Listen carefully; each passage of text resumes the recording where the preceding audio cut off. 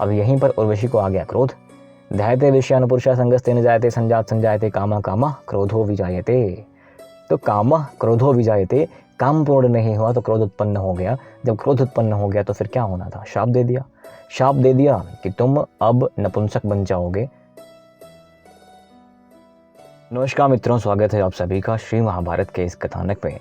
और आदि पर्व से कहानी होते हुए पहुंची हुई है वन पर्व में। और वन पर्व में पिछले वीडियो में आपने देखा कि भगवान शंकर और अर्जुन का युद्ध होता है और भगवान शंकर ने परीक्षा लेने के बाद उनको वो अस्त्र, पाशुपात अस्त्र दे दिया है, जिसको ब्रह्मशीर अस्त्र भी कहते हैं। मित्रों, अस्त्रों के बारे में थोड़ा बहुत आपका कॉन्फ्लिक्ट हो सकता है कि ऐसे कैसे या ये कैसे होता है। तो मैं आपको बता दूं कि जितने भी दिव्यास्त्र होते हैं ना, वो दिखने में कुछ अलग नहीं होते। दिव्यास्त्र जो होते हैं ये एक ऊर्जा पुंज होते हैं, एक अलग शक्ति के ऊर्जा पुंज होते हैं, जिसको आप सामान्य वाण पर भी संधान कर सकते हो। बस आपको जो कोडिंग होती है उनकी, जिसे हम मंत्र कहते हैं, वो करना पड़ेगा।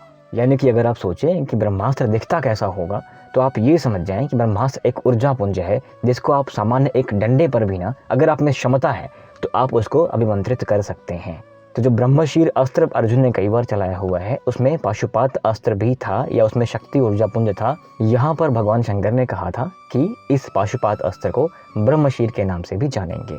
अब जब भगवान वहां से अंतर्ध्यान हो जाते हैं, उसके बाद की कहानी हम आज पढ़ रहे हैं कि क्या हुआ था। मित्रों, पूरी कहानी पढ़ने से पहले मैं आपको बता दूं कि बीच में एक प्रसंग उर्वशी और अर्जुन का भी आने वाला है।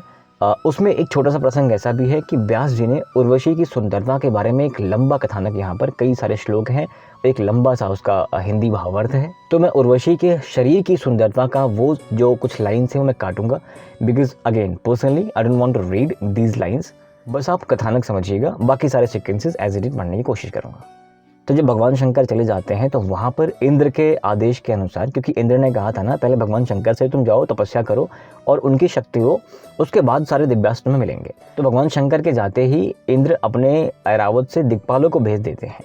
दिक्पाल में कई सारे देवता आते हैं, जिनमें वरुण, यमराज, कुबेर, ये सब आते हैं। और इनके आने के बाद जो है वो कहते हैं कि देखो हम यहाँ पर आए हैं, लेकिन अर्जुन देख नहीं पाते हैं। रीज़न ये है कि दिव्य पुरुषों की जो ऊर्जा होती है ना, सबके बस की बात देखना नहीं होता। छोटा सा कॉन्सेप्ट आप समझें, एक जो कुत्ता होता है ना, डॉग, वो कभी कभी ऐसी चीज़ें भी देख लेता है जो सामान्य पुरुष नहीं देख सकता, क्योंकि वो कैपेसिटी उसकी आँख में भगवान ने दी हुई है, नेचर ने दी हुई है, प्रकृति ने दी हुई है, हमारे अंदर नहीं है। तो ऐसे ही अर्जुन नहीं देख पा रहे थे कि यहाँ कौन कौन से देवता उपस्थित हैं। वहाँ पर उनको दिव्य दृष्टि दी जाती है कि तुम हमें देख पाओ। उसके बाद अर्जुन देख पाते हैं कि अच्छा ये लोग ऐसे ऐसे होते हैं। अर्जुन बड़े प्रसन्न होते हैं कि भैया अभी तो हमने भगवान शंकर को देखा था, अब ऐसे बड़े बड़े देवताओं को देख रहा हूँ। तो ही इज़ क्वाइट हैप्पी। वे हाथ जोड़ के विनम्र निवेदन करते हैं, प्रणाम करते हैं, आशीर्वाद लेते हैं कि आप सब आए हैं, ये बहुत बड़ा सौभाग्य है मेरे लिए। अब आपको पता है ना कि सबका प्रयोजन क्या था, एक मिशन के लिए भेजा गया था, अस्त्र देने के लिए। तो वरुण अपना अस्त्र देते हैं, यमराज, कुबेर, सभी देवता और दिक्पाल जो हैं अस्त्र भी देते हैं और बताते हैं कि मैंने इससे पास्ट में क्या किया है। जो मेरा अस्त्र है, ये मेरा पाश है। मान लीजिए वरुण ने कहा कि ये मेरा पाश है, मैंने इससे पहले कभी क्या कर रखा है, तो उन सारे अस्त्रों की महिमा भी बताई जाती है कि ये अस्त्र तुम्हें ऐसे ऐसे काम करेगा, इससे मैंने पहले ये करा हुआ है। तो ये उसका यूज़ केस है, ये इसकी स्टडी है, आप आराम से लो और एंजॉय करो। यमराज कहते हैं कि देखो तुम्हारे पास अभी पर्याप्त अस्त्र हो गए हैं, अब तुम भीष्म, द्रोण, कृप और मेरे भाई कर्ण। यमराज किसके पुत्र हैं? सूर्य के पुत्र हैं। कर्ण किसके पुत्र हैं? सूर्य के पुत्र हैं। तो कहते हैं कि इन सारे अस्त्रों के बल पर अब तुम किसी से भी युद्ध जीत सकते हो, इंक्लूडिंग द्रोण, कृप, अश्वत्थामा, ब्ला ब्ला ब्ला ब्ला और ये सारे लोग। अब ये लोग अस्त्र देकर, आदेश देकर के कि तुम स्वर्ग लोग जाओ, तुम्हें वहाँ पर इंद्र ने बुलाया है और अभी बहुत सारे अस्त्र तुम्हें वहाँ मिलने हैं। तो ये लोग चले जाते हैं और अर्जुन ने मैथिली, जो कि इंद्र के सारथी हुआ करते हैं, उनको स्मरण किया और बुलाया। वो आते हैं, रथ पे बिठा के उनको लेके जाते हैं। तो मित्रों, जब अर्जुन इस पृथ्वी लोक से, ये नॉर्थ साइड तो गए थे, हिमालयन वैलीज पे तो गए थे, वहाँ पर्वत पे गए थे, गंधमादन पर्वत पे गए, फिर वहाँ इंद्रकील पर्वत पर गए। इन पर्वतों के बाद इन्हें शक्तियाँ मिली भगवान शंकर से, वहाँ पर ये चीज़ें मिली। अब इनको जाना था स्वर्ग लोक। मित्रों, आज भी ना कई लोग कहते हैं कि कैलाश पर्वत जो है ना, आज भी, मैंने एक आर्टिकल भी लिखा हुआ है, अगर आप कोरा पे जाएँ तो मेरे ख्याल बहुत अच्छा खासा मेरा आर्टिकल है, मैंने 100 से ज़्यादा आर्टिकल लिखे हुए हैं चीज़ों पे। आप बस मेरा नाम सर्च कर लीजिएगा, ब्रजेश मिश्रा ब्लॉकचेन टेक्नोलॉजी है जो क्रिप्टो में होती है, आप सबको पता होगा। मेरा आर्टिकल ऊपर आएगा, आप जाके पढ़ सकते हैं। तो कैलाश पर्वत ना अपने आप में एक अजूबा है आज के लिए। आज के टाइम पे भी लोग वहाँ नहीं जा सकते, नहीं जाते हैं, गवर्नमेंट ने रोका हुआ है, अलग अलग कारण उसके। तो ऐसे ही वहाँ पर क्या होता है, जब ये पृथ्वी छोड़कर जाने के लिए आते हैं, रथ आता है, ये जा रहे होते हैं ना, अब ये अलग ही दुनिया देख रहे हैं। एक मानव जो कभी कल्पना नहीं करता कि ऐसा होता है, अब कुछ अलग ही देखेगा तो उसकी भावभंगिमा कैसी रहेगी। अर्जुन भी आश्चर्य में है, अच्छा ऐसा होता है। जब ये पहुंच जाते हैं उस लोक में, तो वहाँ ना तो सूर्य है ना चंद्रमा है। मतलब कहने का तात्पर्य ये है कि ना वहाँ पर सूर्य की आभा आ रही है ना चंद्रमा की आभा आ रही है। दो कारण हैं। पहला कि सूर्य और चंद्रमा अपना अपना काम कर रहे हैं, राइट। दूसरा कारण ये है कि वहाँ पर किसी को किसी देवता के आभा की आवश्यकता ही नहीं है। वहाँ हर एक देवता में अपना एक प्रकाश है। अब अगेन यहाँ दो बातें हैं। अगर आपको लगता है कि ये सब बकवास है तो बकवास है। दूसरा, अगर आपको लगता है नहीं ये सही हो सकता है तो सही कैसे हो सकता है। आप कल्पना करें कि ये जो हमारी आकाशगंगा है मिल्की वे, वहाँ पर कितने सारे सोलर सिस्टम्स हैं। लेकिन आप कल्पना करें कि हमारा जो सूर्य है, जिस सूरज के साथ हम रह रहे हैं, इसका प्रकाश कहाँ तक जाता होगा। इसकी भी तो एक लिमिट है ना, कितने मिलियन बिलियन लाइट ईयर्स दूर तक जाता होगा। एक टाइम तो ऐसा आएगा ना, कभी कोई ब्लैक होल आ गई या जो भी रीज़न आ गया कि इस पैरेलल यूनिवर्स चल रहा है, वहाँ पर इसका लाइट नहीं जाएगा। जब हमारे सोलर सिस्टम की लाइट या कोई आभा वहाँ नहीं पहुँच रही है, तो ये भी तो पॉसिबल है ना, आज के टाइम की बता रहा हूँ मैं आपको, ये भी तो पॉसिबल है ना कि वो स्वर्गलोक या वो इंद्रलोक वहाँ पर हो जहाँ पर इसकी आभा नहीं जा रही हो। यानी कि बातें दो हैं, या तो ये सब बकवास है या फिर पॉसिबिलिटी ये है कि हो सकता है million million billion light years away कोई एक ऐसा लोक भी हो जहाँ पर कुछ लोग रहते हों जिन्हें आप एलियन भी कह सकते हैं साइंटिफिकली। तो यहाँ पर स्वर्गलोक की व्यवस्था का भी एक विशेष वर्णन है। आप सबको पता है कि इंद्र काफ़ी रंगीन मिजाजी हैं, तो उनके आसपास नृत्य होता रहता है। अब बात आती है उर्वशी की। आपने मेरे चैनल पे एक कविता सुनी होगी, उर्वशी और पुरुरवा की प्रेम कहानी। जब उर्वशी के ऊपर पुरुरवा ने सरेंडर कर दिया था कि जो कुछ भी हो आई वॉन्ट यू। आपको इतना भी पता होगा कि जो पुरुरवा है ना, पुरुरवा के वंशज हैं अर्जुन, यानी कि भरत वंश जो हिरार्की चली आ रही है ना, हस्तिनापुर के रहने वाले ही पुरुरवा भी थे, यानी कि अर्जुन के पूर्वज थे। आप समझें, अर्जुन के पूर्वज पुरुरवा, और पुरुरवा की प्रेमिका या प्रेयसी या पत्नी कुछ समय के लिए उर्वशी बनी हुई थी। यानी कि अगर आप एक होता है ना संबंध, अगर आप जोड़ें तो अर्जुन की दादी परदादी की दादी की ऐसा कुछ लगता होगा उर्वशी के साथ यही संबंध था। इंद्र ने क्या किया, एक मेहमान आया है उनके पास, उनका अपना बेटा आया हुआ है। इंद्र चाह रहे हैं कि इसकी खातिरदारी अच्छी हो। जो व्यक्ति जैसा होता है ना, उसके थॉट वैसे ही चलते हैं। अब इंद्र तो काफ़ी रंगीन मिजाजी थे, तो उनको लगा कि अर्जुन को अगर मैं अपने सबसे सुंदर अप्सरा का नृत्य दिखाऊंगा तो अर्जुन बड़ा प्रसन्न होगा। वो करते भी यही हैं, बुलाते हैं, नृत्य दिखाते हैं। अब अर्जुन जो है उर्वशी को देख रहे होते हैं ध्यान से, तो अगेन वही बात, जो जैसा होता है वैसा सोचता भी है। तो इंद्र को लगा कि लगता है अर्जुन का ना ध्यान चला गया है, मन चला गया है, चित्त चला गया है उर्वशी पे। हो सकता है ये कामवेग से पीड़ित हूँ या कामवश हो गए हों।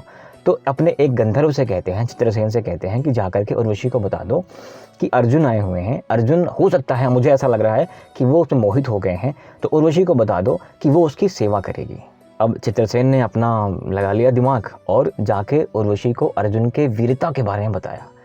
अब ऐसी वीरता कि पृथ्वी पर किसी में नहीं है, ऐसी बातें वैसी बातें जो बताने वाली बातें होती हैं। एक होता है कि हम सत्य कह रहे हैं, एक होता है कि मैं उनका गुणगान कर रहा हूँ। तो चित्रसेन ने अर्जुन का इतना बखान कर दिया कि उर्वशी हो गई हैं फ्लैट।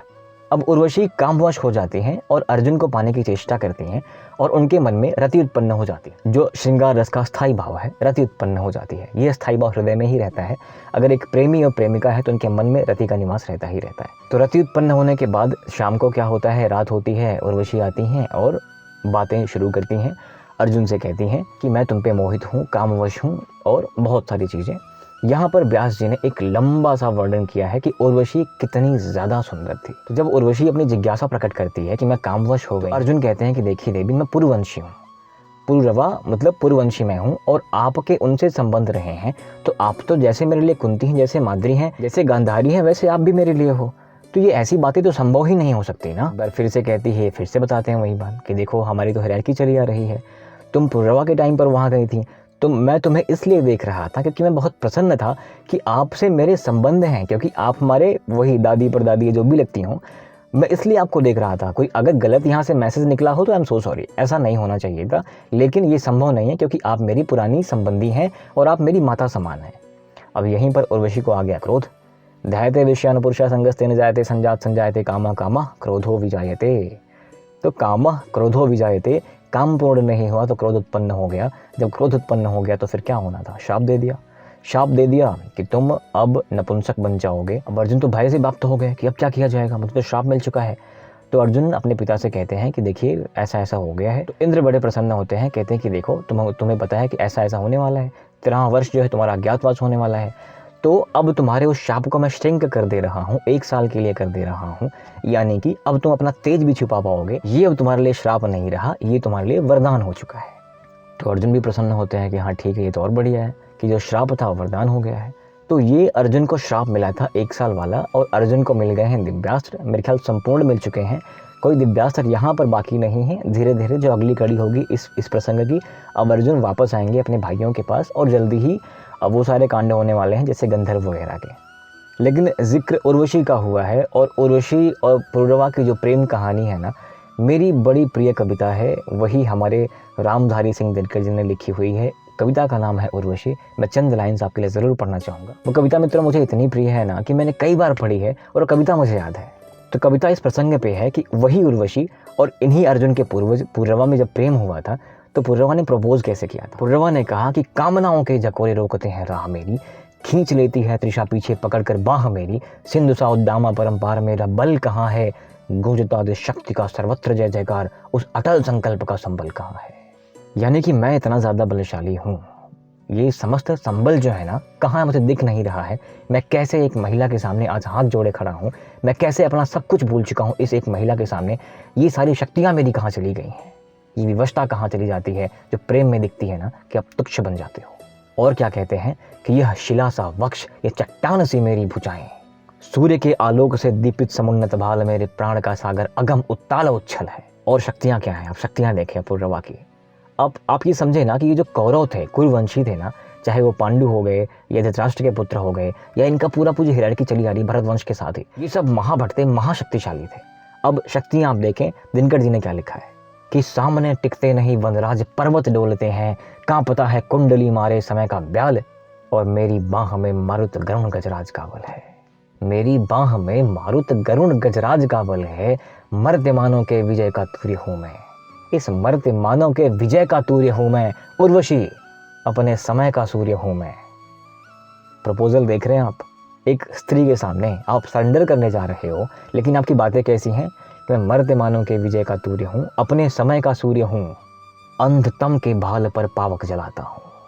अंधतम, तम मतलब अंधेरा, अंधतम के भाल पर पावक जलाता हूँ, बादलों के शीश पर चंदन चलाता हूँ, पर न जाने बात क्या है। इतना कुछ करता हूँ पर न जाने बात क्या है, इंद्र का आयुध पुरुष जो झेल सकता है, सिंह से बाहें मिलाकर खेल सकता है, एक फूल के आगे वही असहाय हो जाता, फूल के आगे वही असहाय हो जाता, और शक्ति के रहते वही निरुपाय हो जाता, विद्ध हो जाता सहज बंकिम नयन के बाण से, विद्ध हो जाता सहज बंकिम नयन के बाण से, जीत लेती रूपशी नारी उसे मुस्कान से। अभी तक अपनी शक्ति बता रहे थे मैं हूं कौन, अब बता रहे हैं असली प्रयोजन कि मैं तुम्हारे बाण का बिधा हुआ खग, वक्ष पर धर शीश मरना चाहता हूँ, मैं तुम्हारे हाथ का लीला कमल हूँ, प्राण के सर में उतरना चाहता हूँ। एक ही आशा मरुस्थल की तपन में, ओ सजल का दम्बिनी सर पर तुम्हारी छाह है, एक ही सुख है उरस्थल से लगा हूँ, ग्रीव के नीचे तुम्हारी बाह है, इन प्रफुल्लित प्राण पुष्पों में मुझे शाश्वत शरण दो, गंध के इस लोक से बाहर न जाना चाहता हूँ, मैं तुम्हारे रक्त के कण में समाकर प्रार्थना के गीत गाना चाहता हूँ। तो ऐसा प्रपोजल इन्हीं पांडवों और कौरवों के पूर्वज महाराज पुरवा ने दिया था उसी उर्वशी को, जो उर्वशी अभी अर्जुन पे कामवश मोहित हो गई थी। तो मित्रों आज की कहानी बस इतने ही, मिलते हैं अगली वीडियो में जब भी समय मिलता है, कल परसों नरसों में। तो मित्रों आपके सपोर्ट के लिए बहुत बहुत धन्यवाद, थैंक यू वेरी मच, जय हिंद।